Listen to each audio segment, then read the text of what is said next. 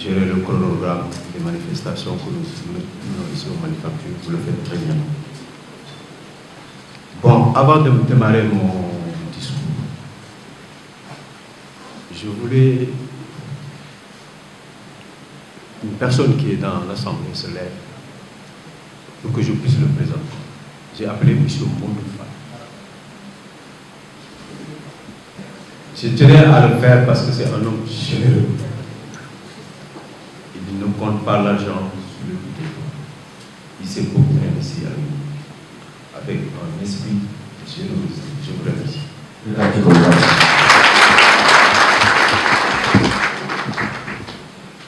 Donc, Monsieur le Président du Conseil d'administration sortant, Colonel Boumargueye, dans le discours que j'aurai l'occasion de dire ce que je pense. Je vous salue avec beaucoup de respect. Monsieur le Président du Conseil d'administration entrant, M. Salim Diédhiou, qui est un collègue. Donc, nous avons cheminé ensemble au ministère de l'Agriculture. D'abord, l'École nationale des arts. Il m'a devancé au niveau de l'école. Ensuite, fonctionnaire au ministère de l'Agriculture en tant qu'animateur culturel. Et par la suite, donc, il est allé aux études. Et il a été nommé directeur général de l'ENAMC. Je pense que vous êtes le premier directeur. Voilà. Donc, par la suite, il a été remplacé. Et donc, moi, j'ai été nommé directeur général ici le 4 décembre, le 4 mars 2015. Donc, ça fait 10 ans, jour pour jour, à peu près. Donc, monsieur le directeur général entrant, monsieur Bassirou Thiam, je vous salue. Et l'entretien que nous avons eu tout à l'heure nous donne beaucoup d'espoir que je vous accompagne. Mesdames, Messieurs, chers collaborateurs, distingués invités en vos rangs, titres et grades, au nom du maître du temps, celui qui est assis sur un trône garni de prestance et de magnificence, Dieu le miséricordieux, à qui reviennent vertueusement la gloire, l'honneur et la puissance.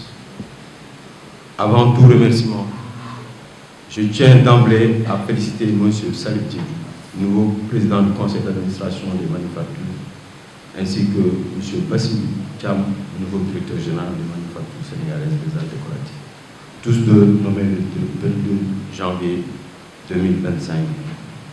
Je leur souhaite une bonne carrière au sein de cette prestigieuse institution. En entamant mon propos, je remercie les hautes autorités qui m'ont fait confiance durant mon passage en ma qualité de directeur général avec à leur tête son Excellence le Président Bassirou Diomaye Diakhar Faye et le Premier ministre Ousmane Sonko.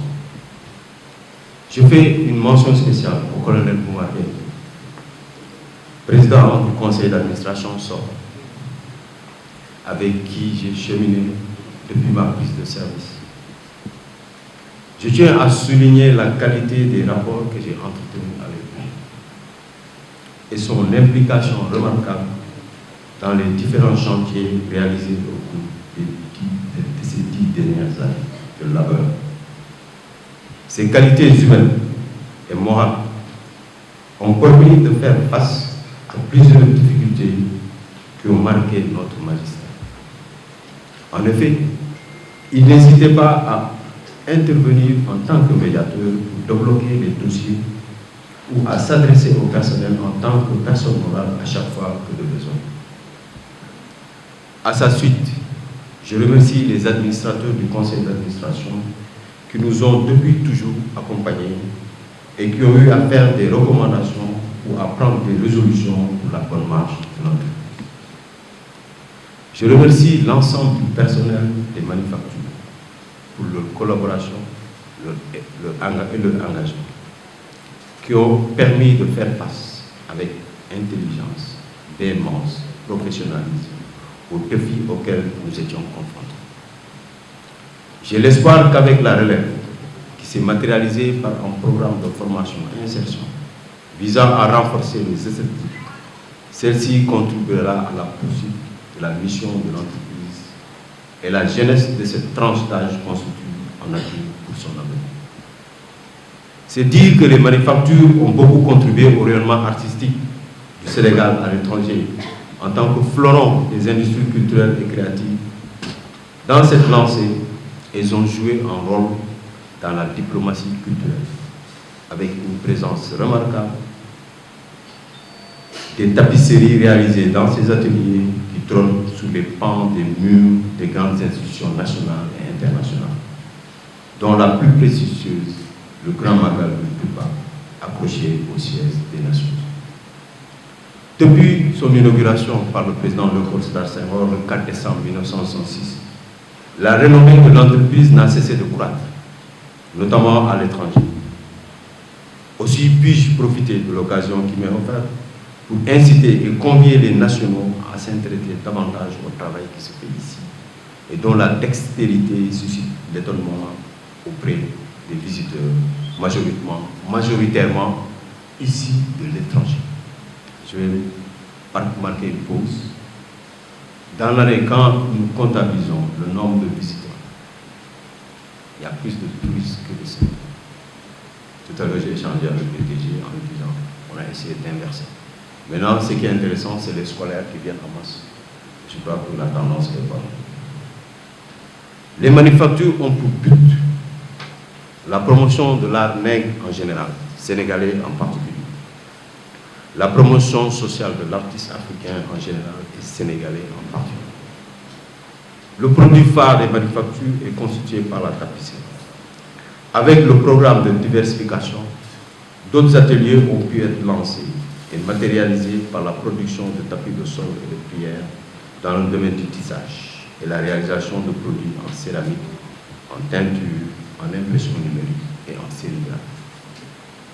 Pour mener à bien sa mission, les manufactures doivent bénéficier d'un appui institutionnel.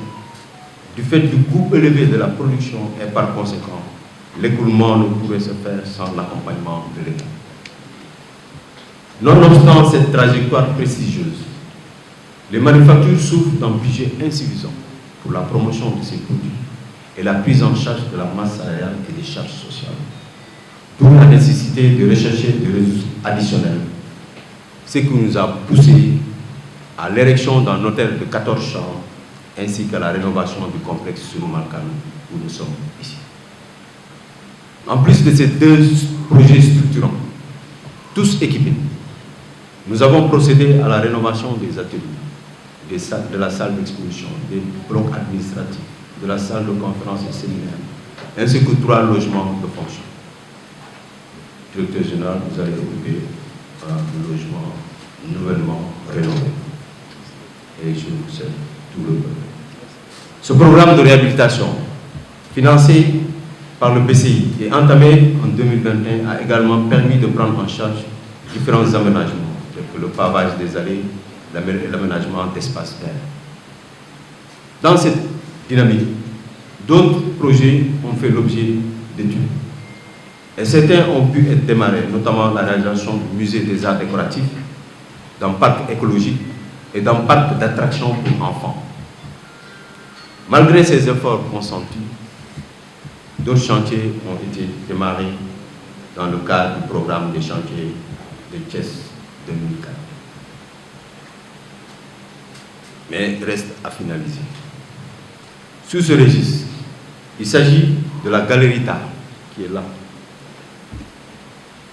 et de la résidence qui est juste derrière, donc où nous avons 8 studios.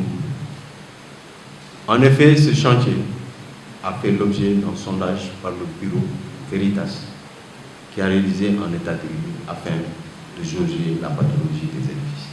J'espère que l'État pourra financer et finaliser ce chantier. C'est tout ce que je vous souhaite. En plus de ce bilan physique, nous avons travaillé sur des documents de référence pour une meilleure maîtrise des procédures administratives et financières avec l'élaboration d'un plan stratégique de développement 2022-2026. Donc ce plan stratégique de développement doit prendre fin en 2026. Prendre le temps de prendre connaissance et pouvoir le retenir.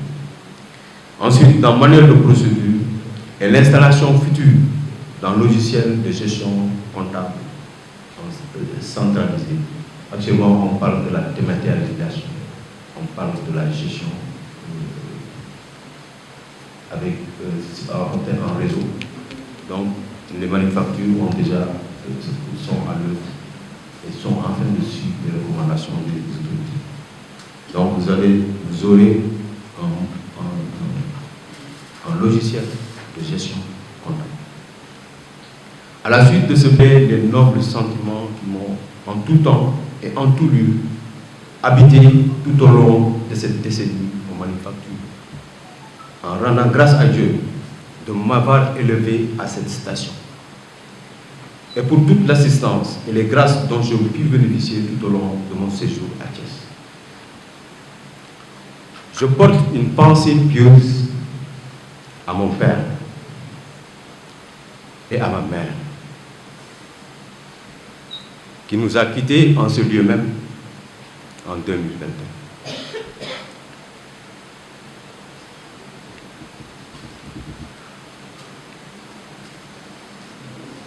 Je les remercie de m'avoir éduqué et de m'avoir transmis les valeurs cardinales qui ont été à la base de l'homme que je suis devenu, c'est-à-dire un petit Sérère provenant de la même contrée, de la petite côte, que le chantre de la l'agriculture, le président poète Léopold Sédar Senghor, avec qui je partage la même lignée maternelle du Djahab. Lorsque j'ai pris mes fonctions et que j'ai commencé à prendre conscience du poids de la charge qui m'était confiée, je n'ai cessé de lui demander de là-haut de m'éclairer en tant que grand-père saltigui pour parvenir à bien tenir la case du grand-père. Cette mission, certes administrative, a été pour moi un défi pour répondre à la belle boutade de Mbaye Gana Kébé lorsqu'il affirma que la fleur de Senghor s'est fanée durant les années 1980, car les manufactures étaient en situation